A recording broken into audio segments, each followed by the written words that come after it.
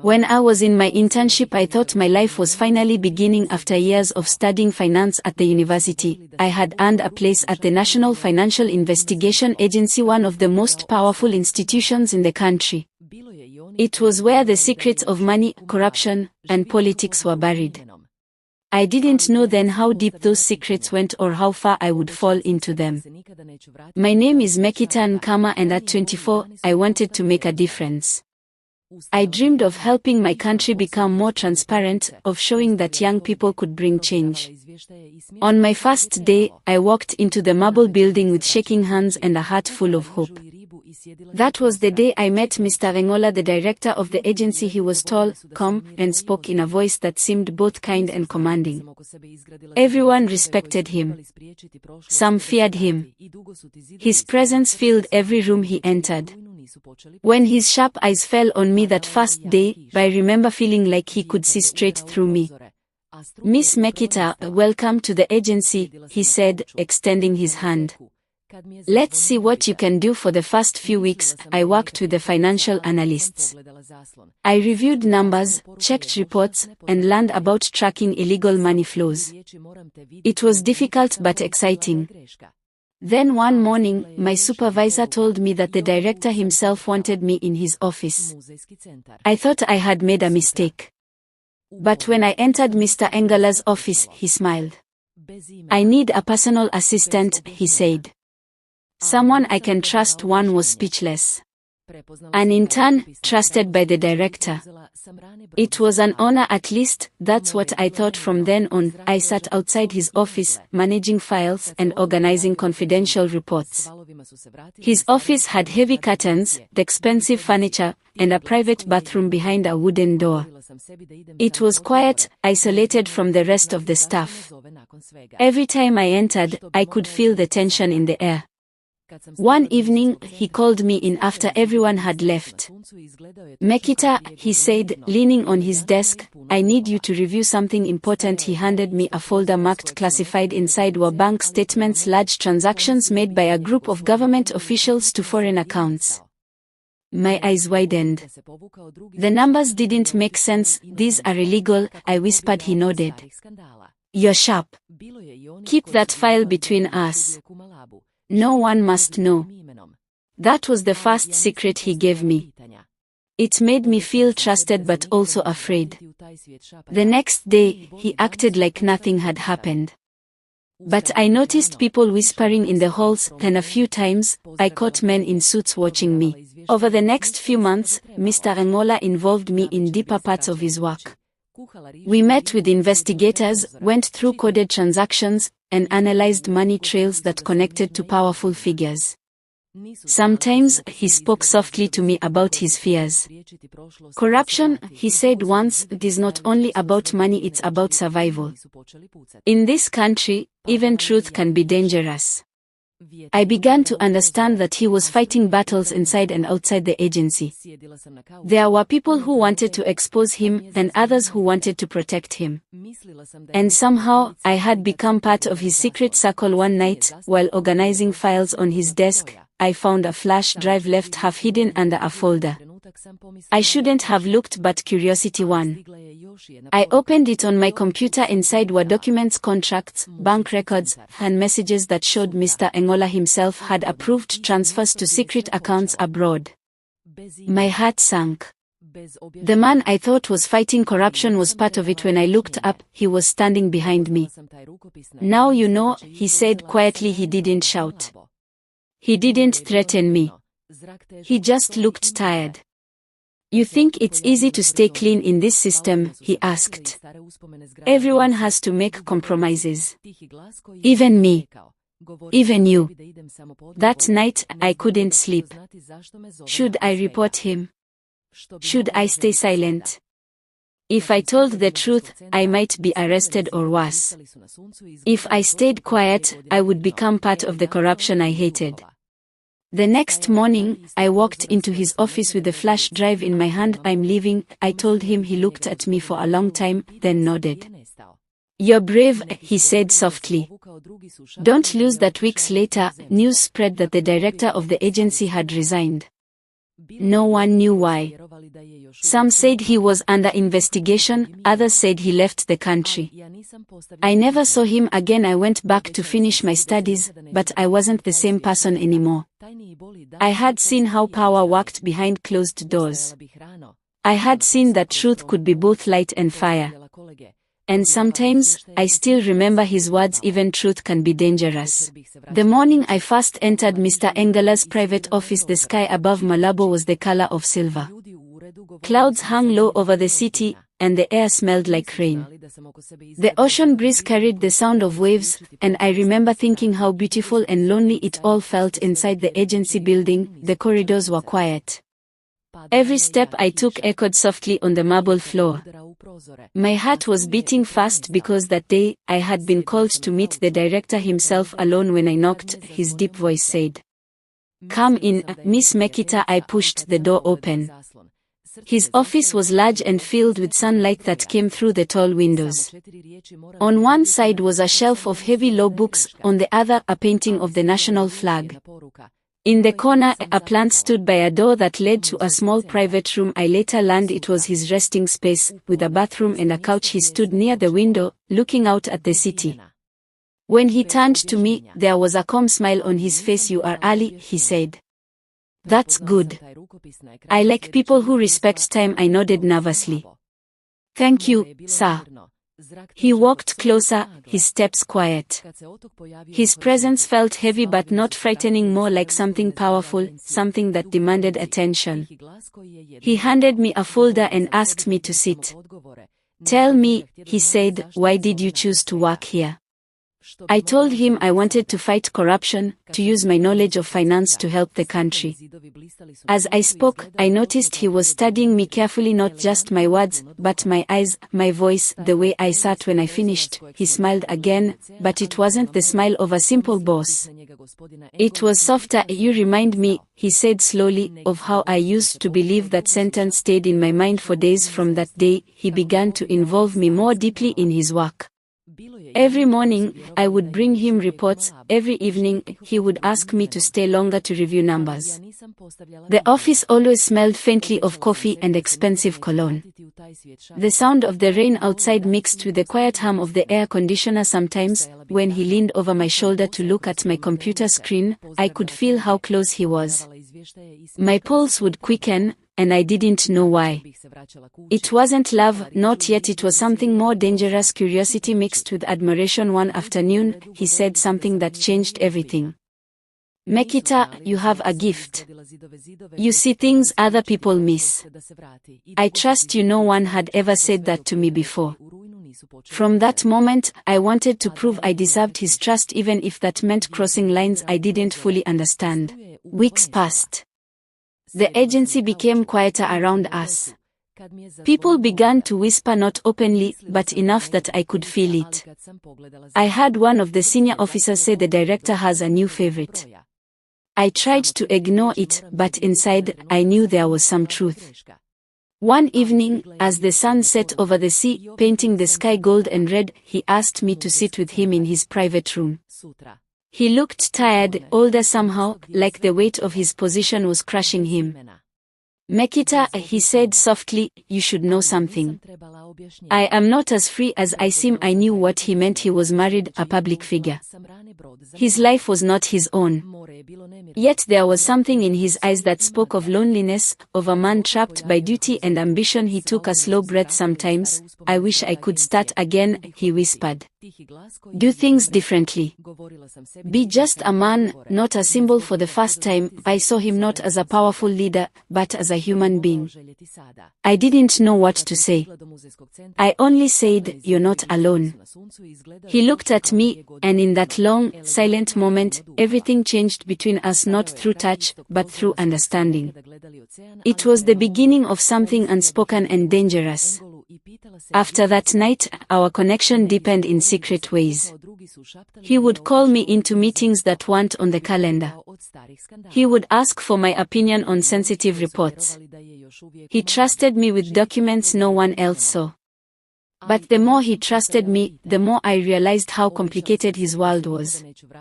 He had enemies everywhere, politicians who wanted his position, businessmen who feared his investigations, even people inside the agency who wanted him gone. One day, he told me, Mekita, if you ever hear that I am under investigation, don't believe everything they say. The truth is never clean in this place. That was when I understood I was no longer just an intern. I was part of a dangerous game. At night, I couldn't sleep. My mind was full of numbers, documents, and his voice. I felt trapped between admiration and fear, between my career and my conscience. Was I helping justice or hiding corruption? Was I loyal or blind? And yet, every morning, I returned to his office, and he would greet me with that same calm smile. The silver clouds would drift past the window, the city would hum below us, and I would wonder how long could we keep our secret world alive before it all collapsed. After months in the agency, my life had become a mix of light and shadow. Every morning I walked through the tall glass doors feeling like two people. One was Mekita, the professional finance intern everyone saw calm, polite, efficient. The other was the secret version of me, the one who knew the director's private world, his moods, his quiet doubts, his whispered thoughts. But one morning, everything began to change. Her name was Melissa Ngema. She was beautiful, confident, and older than me by a few years. When she joined the agency, people said she had experience in public relations and that she had just returned from studying abroad. The first time I saw her, she wore a red jacket and heels that clicked sharply on the floor. Her perfume filled the hallway before she even spoke. Everyone turned to look at her, and I noticed that Mr. Rangola looked, too. From that day, she started visiting his office often, sometimes for meetings, sometimes just to talk. At first, I told myself it was normal. She was part of his communication team, after all. But slowly, things began to feel different. There were afternoons when she stayed longer than expected, doors closed behind her, and silence filled the air.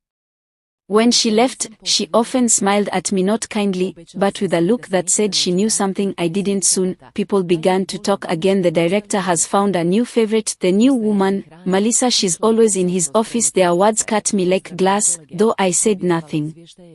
I kept my face calm, but inside my heart was burning. I had no right to feel jealous. I told myself that over and over. But emotions don't listen to reason. Still, every time Mr. Rangola called me into his office, his voice was the same, quiet, respectful, familiar. He still asked for my help, still trusted me with important files. But now, sometimes when I entered, I saw a trace of red lipstick on a glass, or a faint scent of Melissa's perfume in the air. That was when I began to doubt myself. Was I just another name in his list of secrets? Did all his gentle words mean nothing? Or was this, too, part of the complicated life he lived, where love, power, and ambition were tangled together until no one could tell them apart? One evening, I stayed late again, working on a report about missing funds from a foreign contract. The office was quiet except for the rain outside. Suddenly, the door opened, and he stepped in. He looked tired, his tie loose, his face pale under the fluorescent light. Mekita, he said softly, you're still here. I was finishing the report, I replied, trying to sound normal. He nodded and walked closer.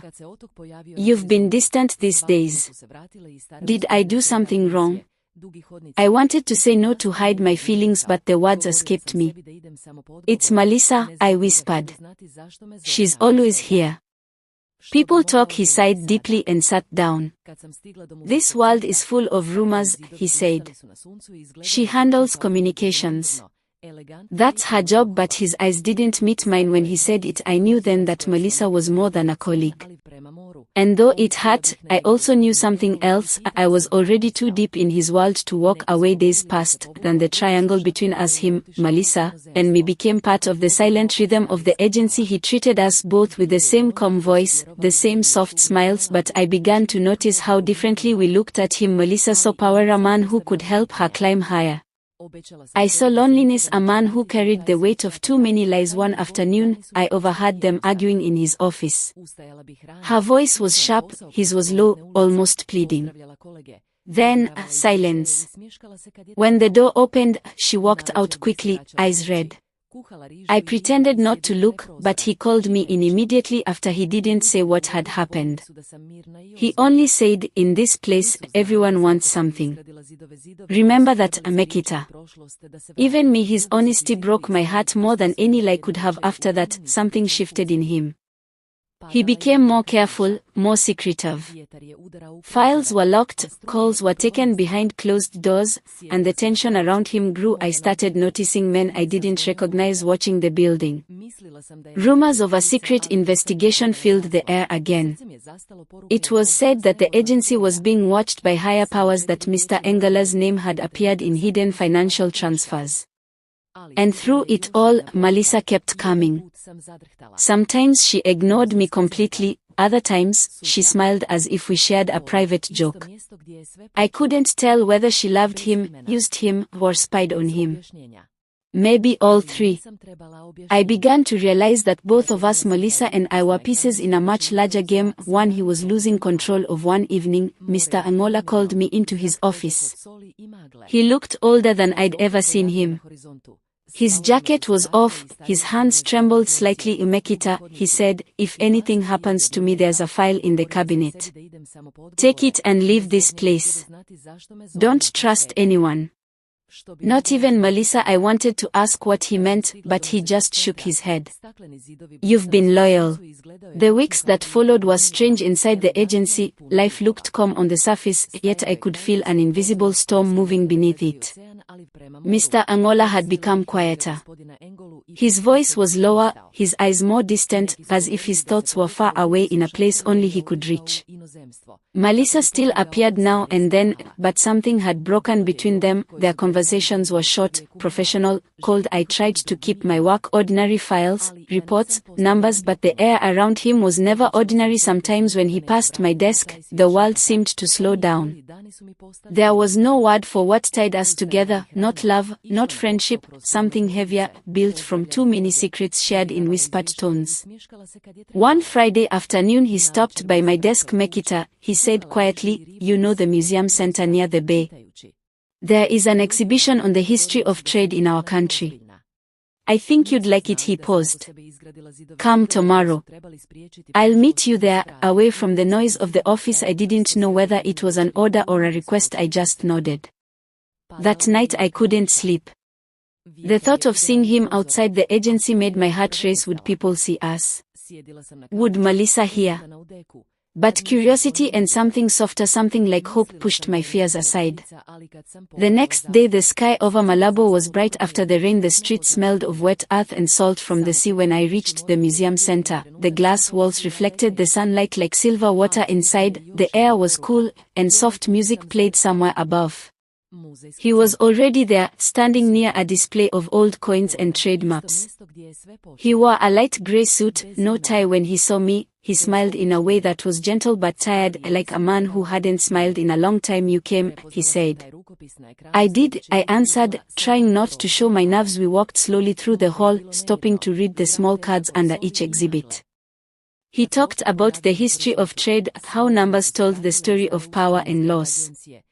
I listened, watching how the light from the ceiling brushed his face. For a while, it felt like the world outside the museum didn't exist. After an hour we reached the top floor, where the windows opened to a view of the ocean. The sunlight fell across the marble floor, and the air smelled faintly of paint and old paper. We stood side by side, silent. Finally, he spoke. Mekita, do you ever think about what we're doing? I turned to him. Every day.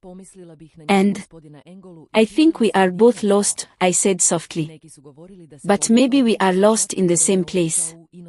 He laughed quietly, not with joy but with relief. Then he said, sometimes I forget there is still honesty left in this city. The space between us grew smaller without either of us moving outside. A bird crossed the window like a shadow. The world felt still. He reached out, gently taking my hand. It wasn't the touch of a powerful man or a boss. It was the touch of someone searching for calm in a life full of storms. I didn't pull away. I remember how the light changed, a soft cloud passed across the sun, and the colors in the room turned gold and gray. He looked at me for a long moment, as if asking for permission without words. When our faces were close, the air felt warm, heavy with everything unspoken. His lips brushed mine once, likely more a question than an answer. It wasn't wild or hurried, it was quiet, careful, full of fear and longing at the same time. When he stepped back, his eyes searched mine, waiting. I didn't say anything. I just looked out at the ocean where the waves broke against the rocks, and in that silence we both understood what had just begun. We walked together along the path outside the city below us, shone under the noon sun. He spoke little, his words came slowly. I shouldn't have done that, he said. But I don't regret it, I smiled faintly. Then we both carry the same kind of mistake. He turned to me, serious again. Mekita, what happens between us must stay outside the agency. There are too many eyes, too many ears. I know, I said. We said goodbye near the taxi stand. He looked at me one last time before leaving, and in that look there was a promise not of forever, but of a secret that would live quietly between us. In the days after the museum, nothing seemed different on the surface. At work, he spoke to me as usual. Melissa came and went, yet every time he passed my desk, I could feel that invisible thread between us pulling tight. Sometimes we would catch each other's gaze during meetings and quickly look away. Sometimes I would find a note on my desk with only a number written on it, a code for a report, or maybe a time to meet. The tension between us was quiet but constant, like the hum of electricity through a wire. It was not peace, but it was ours, and though part of me feared where it might lead, another part, stronger, braver, called imagine turning back. After the day in the museum, my world seemed brighter for a short while. When I walked into the agency, I carried a secret no one else could see. Even when he passed by my desk without speaking, I could feel that invisible link between us. It was like standing near a fire. You didn't have to touch it to feel its warmth, but fires never stay gentle for long. At first, he still called me into his office every evening. We would go over reports, speak quietly about numbers that hid other numbers, names that could not appear on paper. Sometimes our hands would brush when passing a file. Those small moments kept the world alive for me.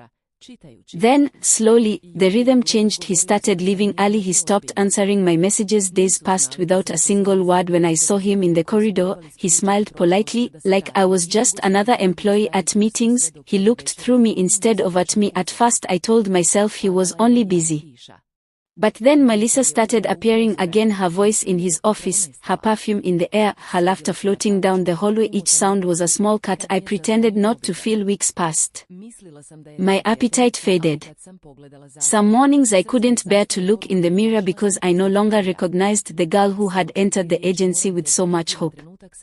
I told myself I was being foolish, that I should focus on work, that ambition mattered more than emotion. But inside me, something else was growing, something I couldn't ignore. At first it was just tiredness, then came the missed days, the dizziness, the quiet fear that whispered late at night when I tried to sleep. Finally, one morning, I stood in front of the bathroom mirror and whispered to myself, no, it can't be.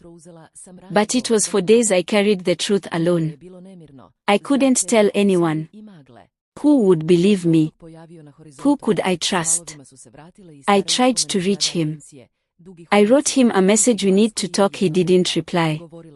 Another day passed. Then another. Finally, I waited outside his office after a meeting. When he stepped out, I stopped him. Sir, I said softly, please, I need a moment. He looked around quickly, nervous. Not here, Mekita. Later. But later never came. When I realized he wasn't coming back, the walls of the agency began to close in. Every hallway felt too small. Every whisper felt dangerous. I started avoiding everyone. At night, I sat by my window and watched the city lights dance across the water, wondering how my life had changed so quickly. I thought about him, about his careful hands, his tired smile, his words in the museum. I shouldn't have done that, but I don't regret it. Maybe he did regret it now. Maybe that was why he disappeared. I knew what I had to do, though it broke me to think of it. I wasn't ready. I had no family who could help, no future that could carry both me and a child born from a secret that couldn't be spoken aloud. So I made the hardest choice of my life. The weeks that followed felt like walking through fog. I returned to work, quiet and pale. No one asked questions, but I saw Melissa watching me sometimes from the corner of her eye. Mr. Angola barely spoke to me at all. He had become a ghost in his own building, visible but unreachable. One evening I found an envelope on my desk. Inside was a short note written in his handwriting. "I'm sorry for the silence. I thought distance would protect you. Take care of yourself, always." No name, no promise, just those few lines. I read them until the paper felt soft from my hands. Then I put the letter away, knowing that some chapters end not with doors closing, but with hearts quietly breaking. Time passed. The whispers about the director and his assistant slowly faded, replaced by new rumors, new faces. I stayed at the agency until my internship ended. When I walked out of the building on my last day, the sky was heavy with rain. I stood on the steps and breathed in the air of the city, the same air I had breathed the day I met him. But I was not the same girl. I had seen the cost of secrets, the price of love hidden in shadows. Now I understood. Power doesn't just change nations, it changes hearts. And the people who live closest to power must learn when to hold on and when to let go. 3 years had passed since I left the agency. I had learned to live without looking over my shoulder. I moved to Bata, the second city, and began working for a small accounting firm. The work was calm, the pay was enough, and nobody there knew anything about the girl I used to be. Sometimes, when I looked out the window at the sea, I thought about him, Mr. Angola, and wondered where he had gone. Some said he had retired. Some whispered that he had moved abroad to escape old scandals. Others believed he was still in Malabo, living quietly under a different name. But I didn't ask questions. I had promised myself never to return to that world of whispers, secrets, and pain. My days became simple. I woke early, walked to work through the busy streets, greeted my coworkers, checked reports, then smiled when needed. At night, I would come home, cook rice and fish, and sit by the window reading. People in the office said I was calm and disciplined. They didn't know that I had built those walls to keep the past from coming back, and for a long time, the walls held strong until one evening in September. It was raining hard, the wind pushed against my windows, and the power had just gone out. I was sitting on my couch, wrapped in a blanket, when my phone buzzed. At first, I thought it was one of my friends, but when I looked at the screen, my heart stopped. The message came from an unknown number. There were only 4 words: "I need to see you." For a moment, I thought it must be a mistake. Then another message followed, and this time my breath caught in my throat. "Museum Center. Tomorrow. Noon, the same place where everything had begun. No name, no explanation. But I didn't need one. I knew that handwriting on the street. The next morning, I took an early boat back to Malabo. The sea was rough, the air heavy with salt and mist. As the island came into view, old memories rose with the waves. The agency building, the long corridors, the quiet voice that had once said, "I trust you." I told myself I was only going for answers, not for him. I wanted to know why he had called me after all this time. What could he possibly want now? When I reached the museum center, the same glass walls shone in the sunlight. It looked exactly as it had years ago, peaceful, elegant, and full of ghosts. He was standing near the same window where we had once looked out at the ocean. But time had changed him. His hair was grayer, his face thinner, and the strong confidence in his eyes had softened into something quieter, a mixture of regret and peace. "Mekita," he said, his voice low, almost uncertain, "I didn't know if you would come." "I almost didn't," I replied. For a moment we just looked at each other, the silence heavy between us. Finally, he spoke again. "I wanted to see you once more. There are things I never said." I crossed my arms. "Like why you disappeared?" He nodded. "Yes. I thought I was protecting you. The agency became dangerous. There were people who wanted to use you to get to me. So I left. It was the only way." I wanted to believe him. But part of me still remembered the nights I had waited for a message that never came, the cold mornings when I faced the world alone. "You didn't protect me," I said softly. "You left me to break by myself." He lowered his head. "I know. And I'm sorry. He reached into his coat and took out a small envelope, yellowed at the edges. Before I left the country, he said, I kept one document, one that can change everything if it ever comes out. I don't trust anyone else to hold it. But I trust you. I shook my head. No. I'm done with secrets. They destroy everything. He smiled sadly. Sometimes truth destroys more. He placed the envelope on the table between us. You don't have to open it now. But someday, when you're ready, you'll know what to do with it. Then he turned to leave. Outside the museum, the air was bright and clear after the rain. I watched him walk away slowly, his figure smaller with each step, until the crowd swallowed him. Something told me it was the last time I would ever see him. When I finally looked down at the envelope in my hand, I saw my name written in his familiar handwriting. Just that Mekita. I didn't open it, not that day. Not for a long time. Back in Bata, I kept the envelope hidden in a drawer.